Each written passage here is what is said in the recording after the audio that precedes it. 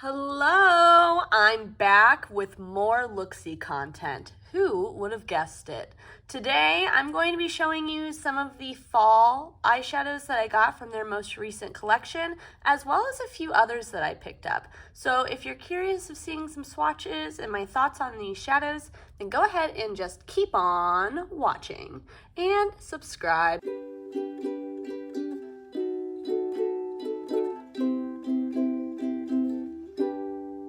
I've actually had these for a while now, and I have worn most of them on my eyes and played around with them at this point. We'll go ahead and start with the fall collection down at the bottom. So this first shadow that I'm swatching is Scarecrow, and honestly, it's just a pretty standard copper color. It's got that like penny color base. It's really just a regular shimmer, or not shimmer, sorry, metallic as well. It's got a nice sheen, but no distinct sparkle to it. It's fine, you know, just like kind of a regular shade. It's one that I didn't have though, and so I'm glad to have it. I wasn't expecting anything different from it. I will say I feel like Luxie did a really good job of photography this time around to make it really clear what kind of shadow you were going to get. So this is the shade Scarecrow, and like all other Luxie shadows, these are $3 each, but I actually got these all on sale for $2.50, so woohoo! Next, we've got the shade Gourd a Mercy, and this one is really interesting because it's a normal kind of metallic shadow, just like the last, but it's got green sparkles in it, like really fine shimmer particles. I'm not sure if you guys can see that, but it's different from some of their other shimmers in the past. Here, let me go grab one to show you. Here's the shade Social Butterfly in comparison, and I'm not sure if you can see those individual sparkles more, but there's also less of a base to this. It's a little bit more sheer, whereas this is like a straight up eyeshadow just with green sparkles in that shimmer shadow. Color wise, it's pretty similar to Scarecrow, so maybe a little bit more red in the base rather than orange if I had to be like super nitpicky about it. But there is Gourd a Mercy. Next, we have the shade Until Dawn, and this reminds me in texture of a lot of the recent shadows that Luxie has been doing this year that are really, really flaky and sparkly. So here it is, first initial pass, and you can see it flakes up at the beginning there and kind of sparses out as you swatch along your hand. It can be smoothed out to create more of a consistent texture. I will say I feel like the difference between this one and ones that came out earlier this year is that this is much more pigmented on the first swipe than some of those other ones, especially from the Cocktail collection. This one is a nice light golden yellow that has pink sparkles in it as well, kind of like a baby pink color, and there's no like real like shift on this one, just sparkle, but I will say you can for sure see those different colored sparkles within this shadow. Next up, we've got the shade Reagan, and this one is really interesting to me. This again is one of those just like standard metallic kind of shades. I guess maybe some people call this a shimmer, but you know, it's a lime green. But what makes this interesting is this is a much murkier lime green than any of the others that I have like this. Let me go swatch one out on my finger so that way we can kind of compare it. I've gone ahead and swatched a really similar looking green in the Fairy Tale Fairies palette from Simply Posh Cosmetics, and all of the other greens that I have like Reagan have a much more blue toned base to them with that yellow shift. Still similar tone wise, but the undertone is completely different. And this one is really unique to me in that way. I can picture this going really well with olive toned looks. whereas this one I don't think could quite do that. Next up is the shade Witch's Brew, and this one is that like standard kind of shimmer formula that I personally really love from Luxie. This one texture-wise reminds me of something like the shade Drip. So it does have that sparkle in it, but it's a little bit more of a fine sparkle, not quite as chunky as this, but has a little bit something more than like these first two.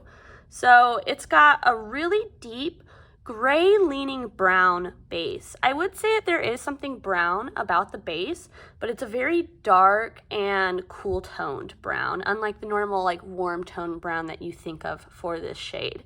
And then it's got that nice deep green shimmer on top. Next up is the shade Jeepers Creepers, and I think that this one might be my favorite out of everything that I bought. I will say, I think this one's going to develop some hard pan. Every time I swatch it, I just feel it kind of forming. It's kind of got a squishier texture, and this, texture-wise, reminds me very much of something like Social Butterfly, the Monarch, really anything from those Butterfly Kisses collections or the Fairy Tale collection from earlier this year.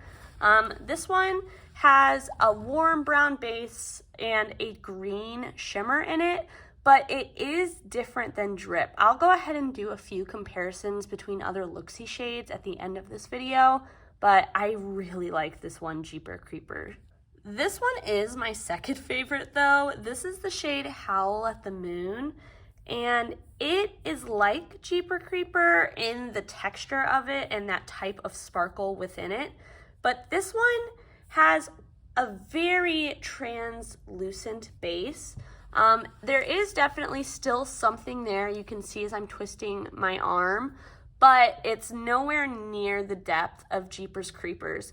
And it leans a much more lime green, almost something yellow about it compared to this more blue toned green in Jeepers Creepers. This one has proven to be much more unique than I was expecting it to be within my collection, and I really have just been loving throwing this on by itself and wearing it out the door. Next up, I got the shade Howl. This one I was hoping was going to be something like a Hannah Louise Poston type of shade, and I think it is that, but it's not quite what I was hoping it would be. This one almost leans a little bit green.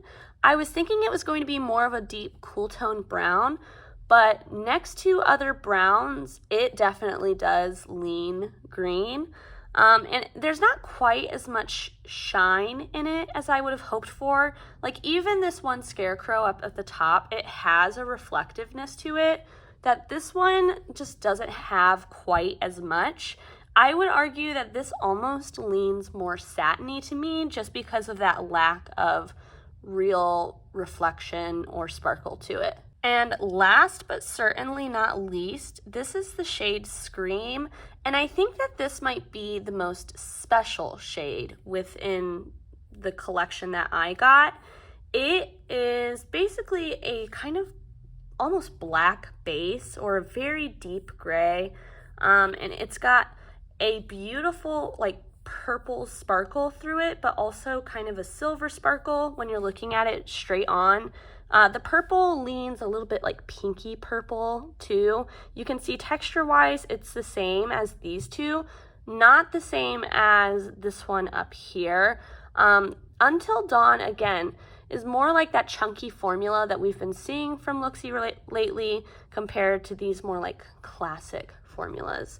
But this one is definitely the most shifty. Depending on how I put my arm in the light, like I can see completely different shades. I can see like a gold and that pinky purple, and it is super transformative.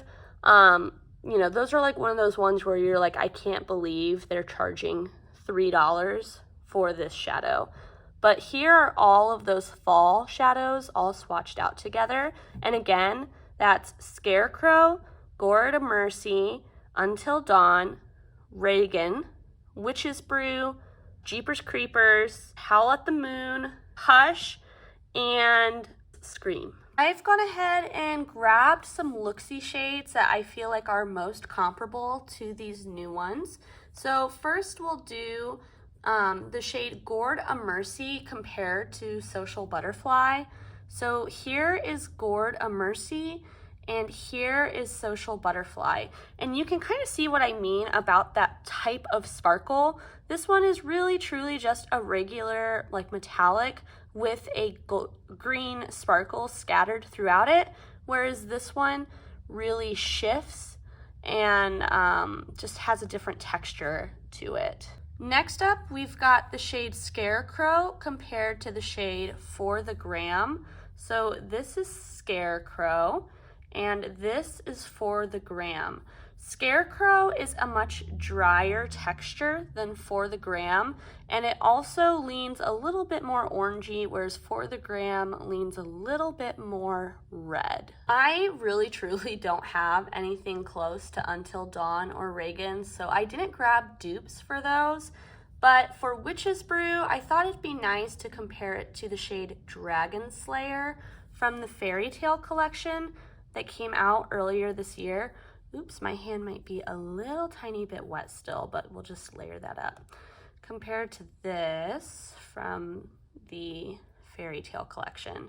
So again, this is the shade Witch's Brew, and this is the shade Dragon Slayer. Witch's Brew has that really dark, like cool tone brown that I was telling you about, whereas Dragon Slayer has a little bit more of like a blue-gray base to it. Also, Dragon Slayer has more of a yellow-green, where this has more of a blue-green. But there's something similar about them for sure, and they are that same type of like shiftier shadow from Luxie. Although in person, Dragon Slayer is more sparkly. Next, we'll go ahead and do Jeeper Creeper in comparison to Drip. So this is Jeepers Creepers, and this is Drip. And you can see, like I was saying before, this one's got more of that red base and something different in the shimmer, almost a little bit more of a warm tone green even than this one. So there are those two. Definitely not the same, but you know, similar. Next up, this is the shade Howl at the Moon compared to Peacock. So here is Howl at the Moon, and here is Peacock. So again, like I was saying before, this one just doesn't have quite as much base and definitely not as red of a base, and it's a little tiny bit more green. It really does truly seem like a bright lime kind of green in the shift, especially in person. So those are those two in case you are curious. Next up, I've got the shade Reflection. Is that what this is called? Yes, Reflection compared to Howl. So you can see Reflection is much, much shinier compared to Howl. There's more of a shift happening in it, and it's got a really deep red base, whereas this one, again, is just kind of green throughout. But this one has a kind of like taupey green shift, and it really does remind me of the tone of this shade, so I figured it was worth comparing them. And then lastly, I wanted to compare the shade Scream to the shade Dark Side of the Moon.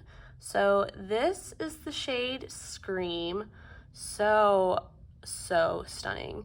And then here's the shade Dark Side of the Moon, which I don't really love. I have said it before in other videos that I've done on Luxie, but this one is kind of unimpressive to me.